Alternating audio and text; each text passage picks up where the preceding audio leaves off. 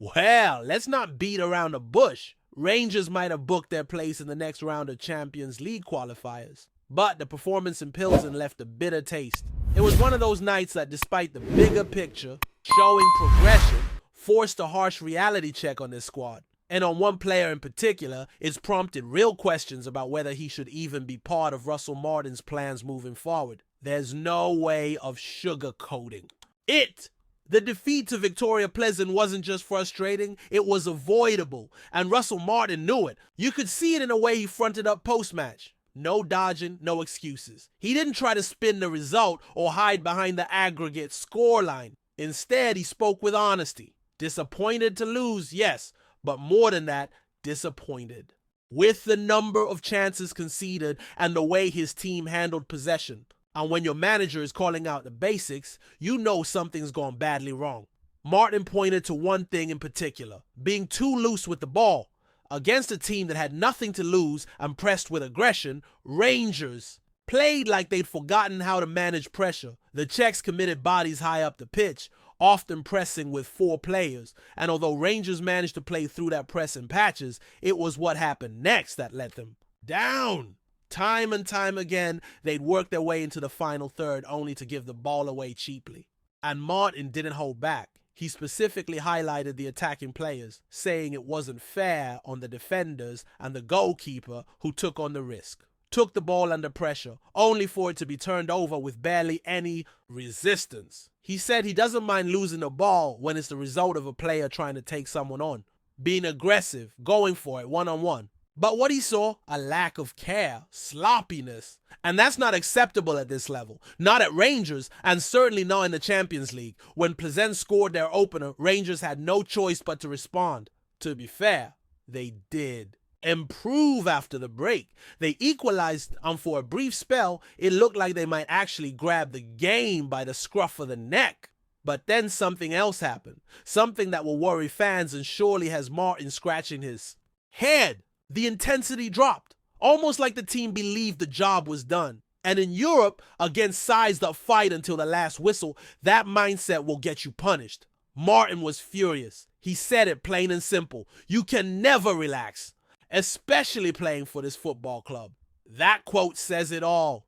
There were, in fairness, moments of encouragement. Martin praised players like Kieran Dowell, Nedim Badrami, and Danilo for managing possession in the final stages, seeing this game out in the opposition half, something he wants to see consistently. And he's right.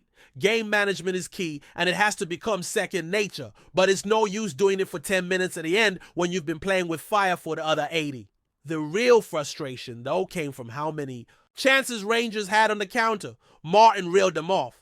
3 versus 2, 4 versus 3, even 2 against 1. And they came to absolutely nothing. That final ball, that bit of quality and execution, it just wasn't there.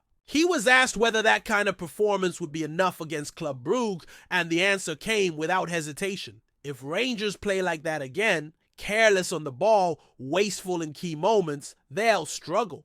Not just against Brugge, but against anyone. He rejected the idea that his side were overcommitted going forward. Said it wasn't a case of taking too many risks, but of squandering possession in moments that didn't require it. And again, he made it clear, when this team plays with a bit of care and composure, they can look fantastic. But the gap between their best moments and their worst is still too wide. It's not consistent, and that's something that needs serious work. Now let's get to the player who's come under the most heat, and for good reason, Jeff Day. If you watch the match, you already know what's coming. It was a nightmare outing for the Brazilian defender, and the media weren't kind. Scottish papers gave him a brutal 2 out of 10. Atrocious was the word used, and to be honest, they weren't wrong.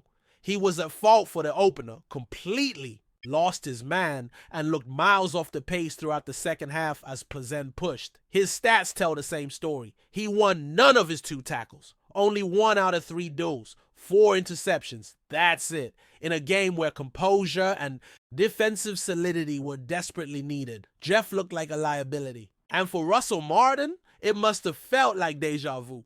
Let's not forget, Jeff Day didn't start the season in the 11. There were reasons for that. Martin's not stupid. He saw the same defensive inconsistencies we've all seen. The problem is, injuries and rotation brought Jeff back into the frame, and on a night when Rangers needed him to be solid, he fell apart. And now his future at Ibrox is up in the air. There are reports of talks underway to send him back to Brazil, possibly to Parmas, and it's said the fee could be somewhere between £4 and £5 million.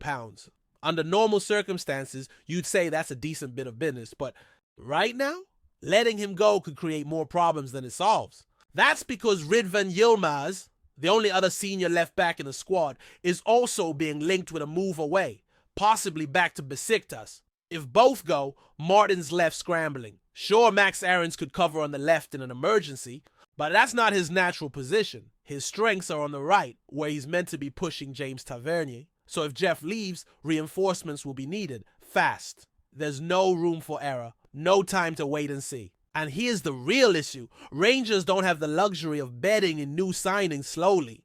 The league has already started on shaky ground, and with a Champions League campaign on the line, one misstep in the transfer market could ruin their momentum before it ever gets going. Celtic aren't going to wait for them to catch up. Away from the Jeff Day saga, there's another situation brewing that needs attention, and that's around Nico Rascin. The Belgian midfielder has had a strange start to the season. There's been speculation about a move, with outside interest rumbling in the background. Russell Martin admitted it. Not that any clubs have come directly to Rangers, but it's clear agents and intermediaries have been sniffing around the player. And when that happens, it's bound to have an effect.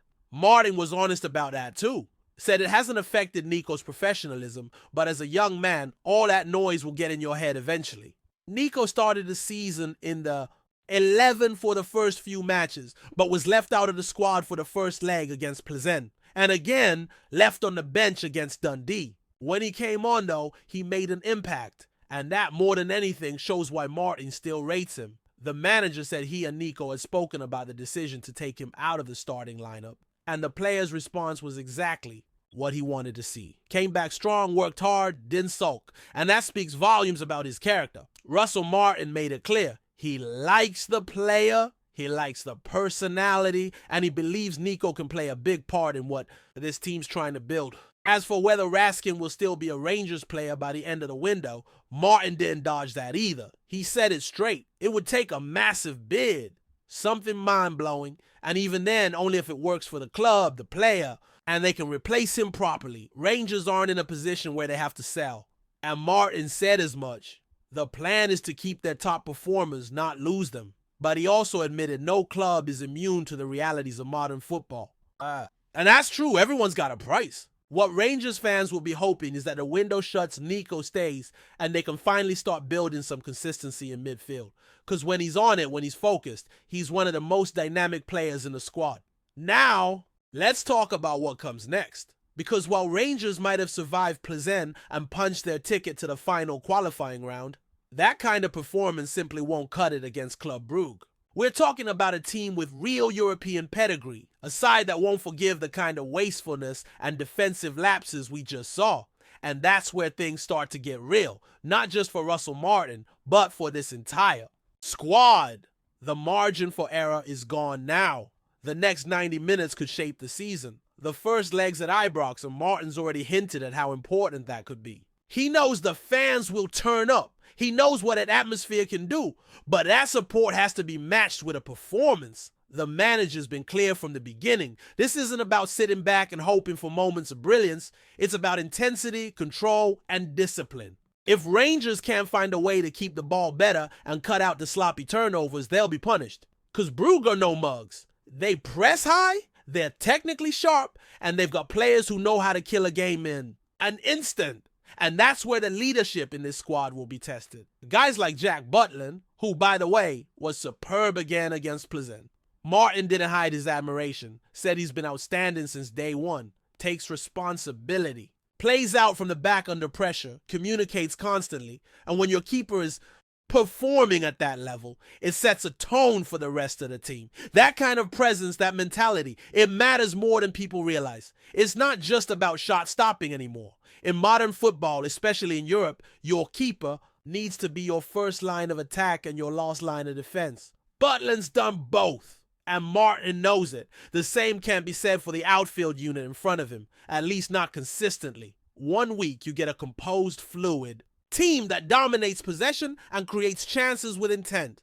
The next is a disjointed mess, full of hesitation and poor decisions. That inconsistency is killing any chance of building momentum.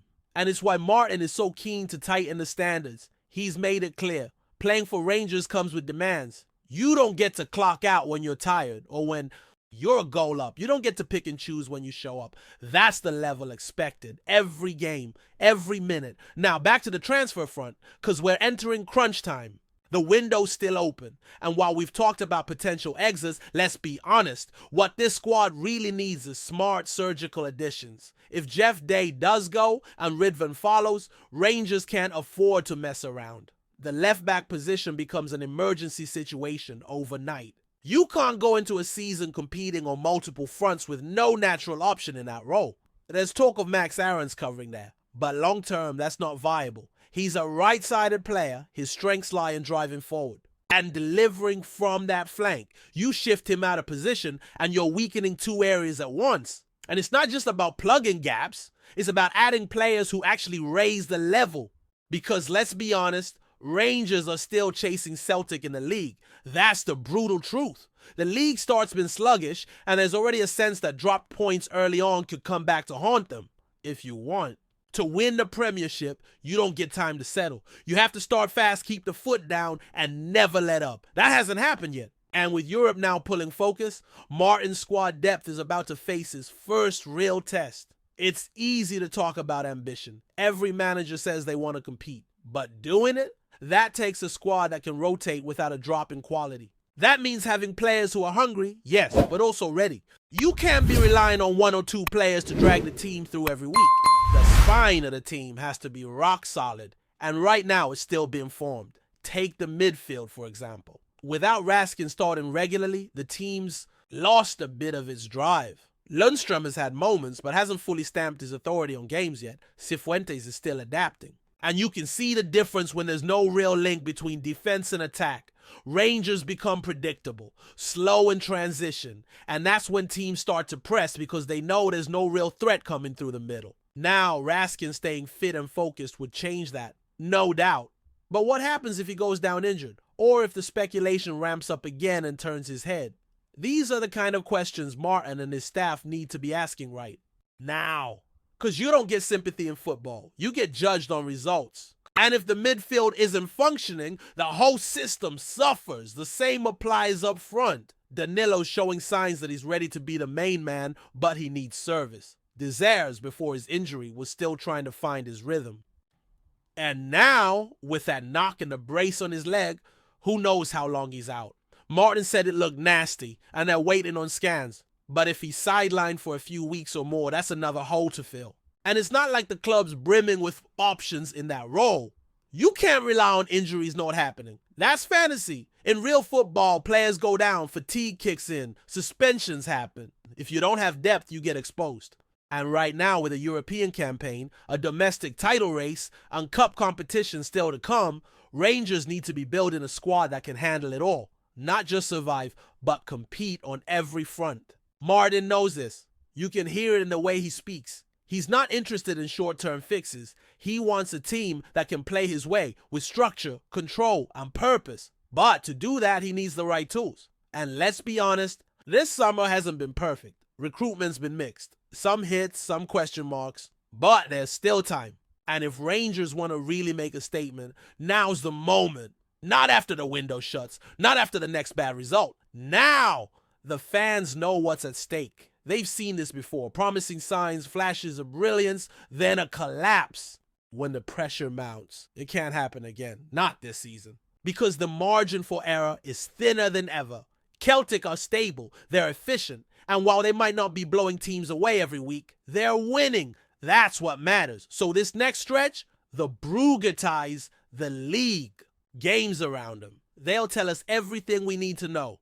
About the players, about the system, about whether Russell Martin's project is actually taking shape or still stuck in the blueprint phase. Because football doesn't wait for ideas to settle. It punishes hesitation. And right now, Rangers can't afford to blink. As for the mood around the club, it's tense. Not toxic, but definitely cautious. Fans want to believe they see the flashes of what this team could become. But belief has to be earned, and that means winning games, dominating performances, and showing maturity under pressure. We've seen the potential. Now it's time to see the product. There's no point having a fancy system if your players don't execute it. No point playing out from the back if your midfield turns the ball over. No point pressing high if you're not tracking runners. Football's brutal that way. It exposes you. And right now, Rangers are a team stuck between two versions of themselves. The one they could be and the one they still are. Martin's job is to close that gap fast, because the next few weeks won't wait for progress. They'll demand results. Before we continue, make sure to subscribe to our channel and turn on notifications to get all the exclusive news about Rangers FC. Don't overlook any details about your beloved team. It's crucial for Rangers FC fans. Paul Gascoigne, the iconic yet unpredictable former Rangers midfielder, has once again sent shockwaves rippling through the Scottish footballing landscape with an unexpected declaration about the club's future, leaving fans, pundits, and even the boardroom whispering in uncertainty. Speaking in what many are calling a candid and somewhat unfiltered moment, Gascoigne suggested that unless the Rangers hierarchy makes a bold and immediate investment in strengthening the squad, the dream of returning to consistent title-winning form could be little more than an illusion. His words, delivered with the same fire and charisma that once lit up Ibrox, carried a tone that seemed to blend both frustration and urgency. Those who know Gascoigne well will insist that he is not merely stirring controversy for attention, but rather speaking from a place of deep affection for the club that gave him some of his finest years in football. Yet, the timing of his statement has caused many to wonder whether it is a calculated warning aimed at pressuring the board, or simply a heartfelt outburst from a man who still bleeds blue. In the pubs of Glasgow, the chatter has grown louder, with every supporter debating whether GAZZA's prophecy is a rallying cry or an ominous omen for the seasons ahead. The reaction from the Rangers faithful has been as intense as one might expect when a figure of Gascoigne's stature weighs in so dramatically. While some supporters see his comments as nothing more than a former star speaking his mind, others interpret them as a piercing truth that the club's decision makers can no longer ignore. After all, despite Rangers' recent resurgence and domestic success, the relentless march of Celtic and the growing competitiveness of other Scottish Premiership sides mean that standing still could prove costly. Gascoigne's insistence on significant squad investment is not without merit. Football at the highest level, even in Scotland, has become a game of depth, resources, and strategic recruitment. The club's current roster, while talented, may lack the breadth needed to compete not only for league glory, but also for European relevance, something Gascoigne himself knows is vital for maintaining the club's prestige. Whispers have already begun circulating about whether the board is prepared to loosen the purse strings in the upcoming transfer window. Some claim that the message from Gascoigne might ignite an internal debate at Ibrox about priorities, while others worry that such public pressure could strain the delicate relationship between supporters, players, and management. Whatever the case, his words have struck a chord. Behind the scenes, insiders suggest that the Rangers board has been taken aback by the sheer bluntness of Gascoigne's comments, especially given his history with the club. Board members are said to be weighing the pros and cons of responding publicly, knowing that any statement could either placate fans or stoke the fire even further. The notion of increasing investment is hardly foreign to the directors, but the economic realities of modern football, coupled with financial fair play considerations, create a delicate balancing act. Gascoigne's challenge comes at a time when sponsorship deals, broadcasting revenues, and matchday income are all being meticulously scrutinized to maximize their potential. His suggestion that titles cannot be won without substantial reinforcements echoes through corridors where strategy meetings have already been focused on the next transfer period. Some close to the club suggest that certain influential figures agree with Gascoigne in private, though they would never voice it openly for fear of undermining current management.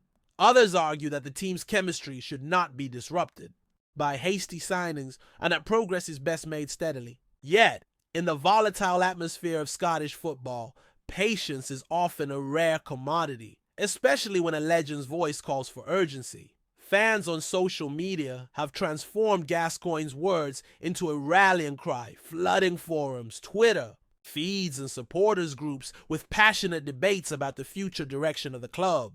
The sense of drama surrounding his comments has been amplified by the media, who have pounced on every nuance, every potential hidden meaning behind his statement. Some journalists have hinted that Gascoigne may have been tipped off about internal frustrations within the squad, perhaps from current players who share his concerns about squad depth and quality. Whether these theories hold water or not, they have injected a new layer of intrigue into the Rangers season narrative. The supporters who agree with him argue that Rangers history demands constant ambition. After all, they are not a club built to settle for second place. Others caution that reacting too heavily to an ex-player's opinion could lead to impulsive decision-making, particularly when the team is still competing strongly in the league.